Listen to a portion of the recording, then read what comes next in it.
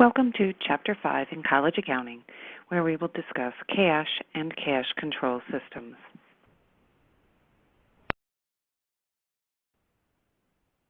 In Chapter 5, our goals are to learn about accounting terms relating to using checking accounts and a petty cash fund, to identify accounting concepts and practices related to checking accounts, prepare papers related to using a checking account, such as a bank reconciliation, prepare a bank reconciliation.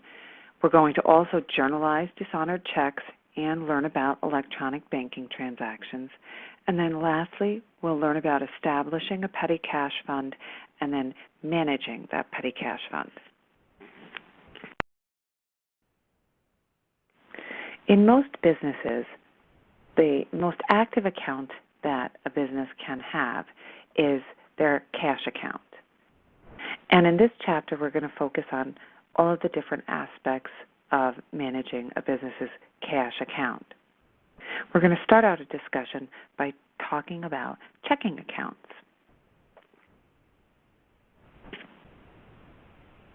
A checking account is a bank account from which payments can be ordered by a depositor. So a business, for instance, has an account at their bank, and they use that account to pay for various different things required in their daily business operations. All of this is taken from their checking account. They make their payments and deposit information and money into their checking account.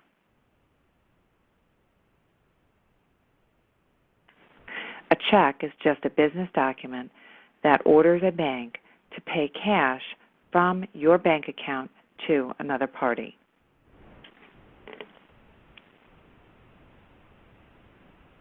The bank account has information on it regarding what we call a bank routing number, which identifies the bank on which the check is written.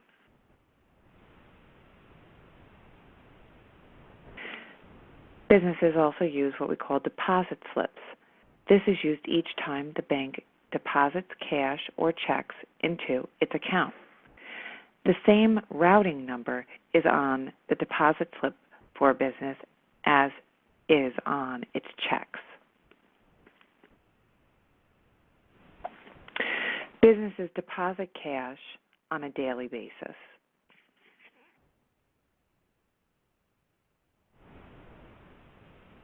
Cash should be recorded. Any cash received by the business should be recorded in the currency section of the deposit slip, while any checks should be listed on the slip by the routing number on that check.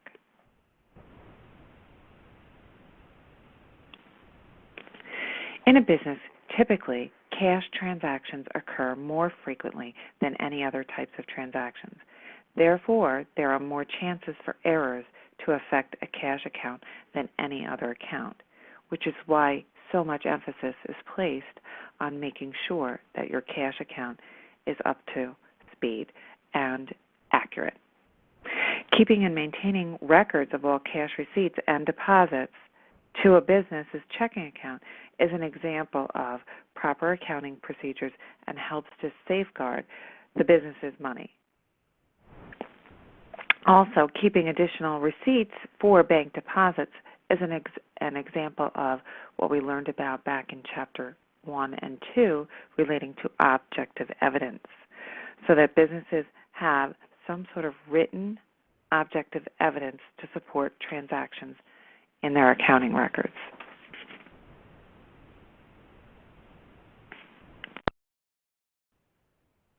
Let's look at managing our checking accounts in a little more detail.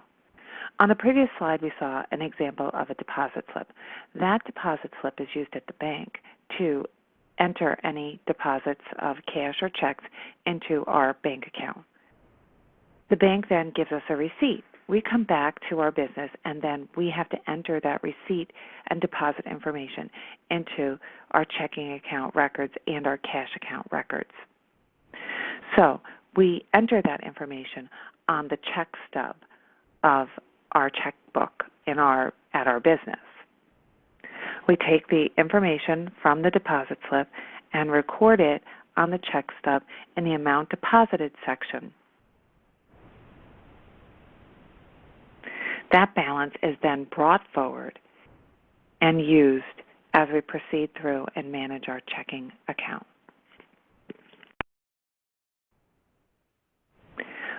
When our company accepts checks from its customers, we must then use those checks by depositing them into our bank account. In order to deposit those checks, we must place what is called an endorsement on the back of the check.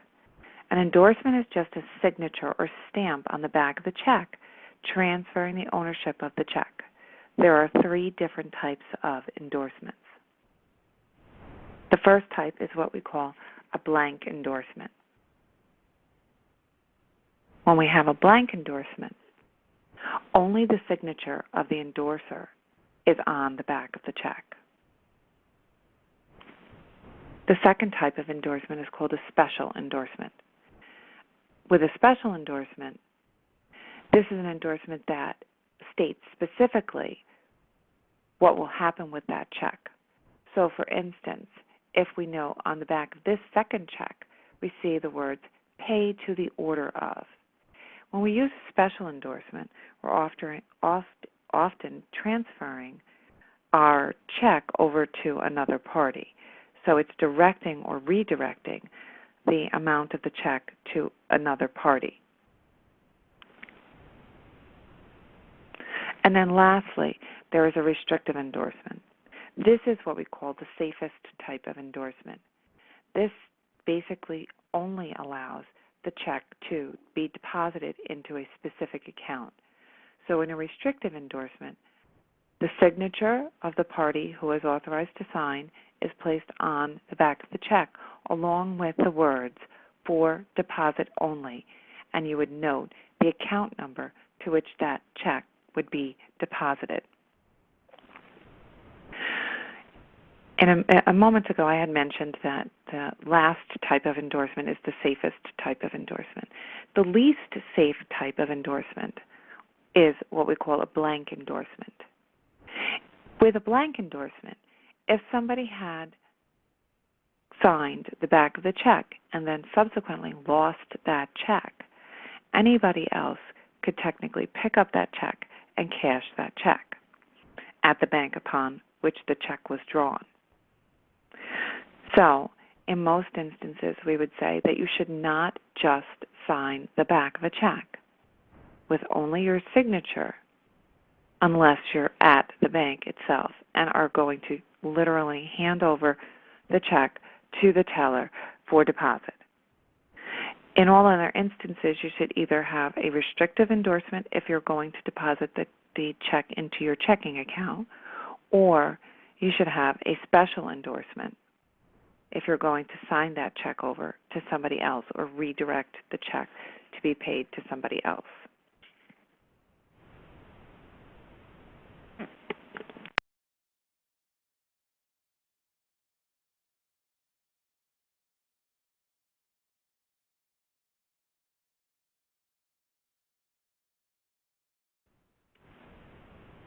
When we are going to write a check, we have several steps in the process of completing a check and the check stub portion.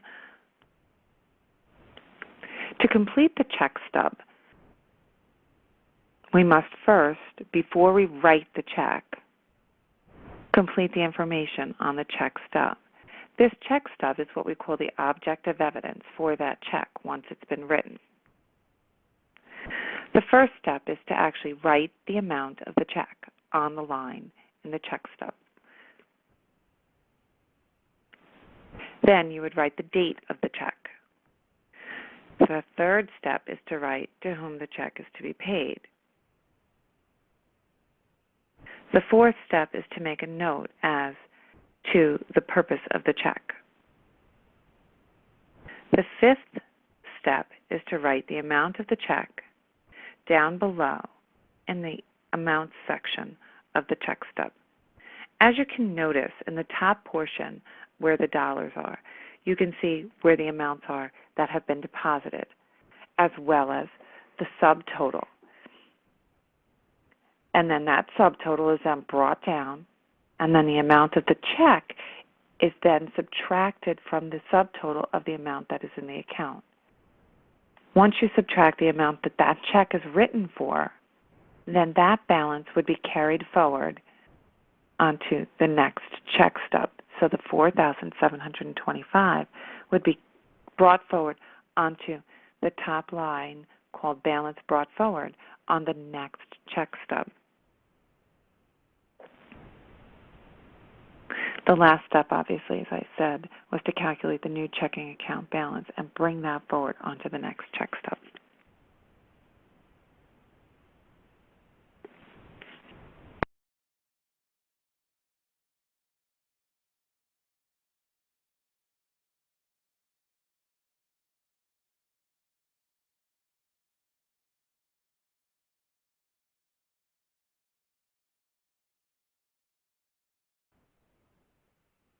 After you have completed the check stub portion of the check, you then complete the check.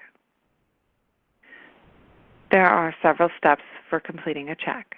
The first step is then to take the date of the check, which would be the same date that was on the check stub. You will then write to whom the check is paid. Again, this is the same information that would be on the check stub. Next, you would write the dollar amount in numbers and then the dollar amount in words. You would do both of these very neatly, and if there is any space left over after the cents have been written on the check number in words, you would draw a line across the rest of that space to ensure that nobody enters anything erroneously on that check. Then you would enter the purpose of the check, which again should be the same as on the check stub. And lastly, you would sign that check. A note for you. Post-dated checks. These are checks with a future date. Most banks will not accept a post-dated check because the money cannot technically be withdrawn from that account until the actual date of the check. So what we mean by a post-dated check is, in this case, instead of the check being dated the actual date that is written, it is dated for some future date in time. Technically speaking, that check should never be written. Most banks won't allow it unless they've made an error. And a lot of times when people are writing a post-dated check, the reason they're writing it is because they do not want that check to be cleared or cashed for several days. Technically speaking, it's illegal to write a check for an account that you do not have money in. So if you're writing a post-dated check because you don't have money in your account, technically speaking, that is not allowed. It is prohibited.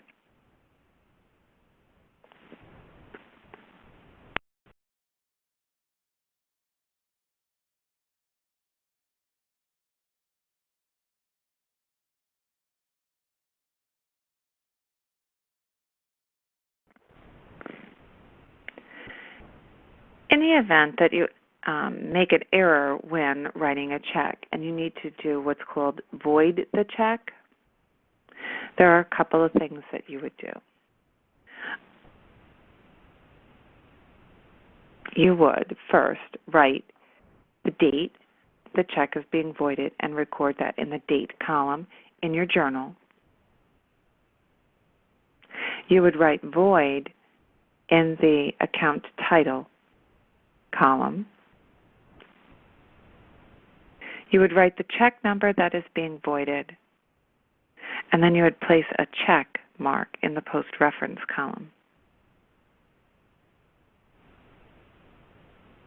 You would place a dash mark in both the debit and the credit columns of the journal as well. Lastly, you would go back over to your check and you would write void in large letters across the check and also on the check stub. You would keep this check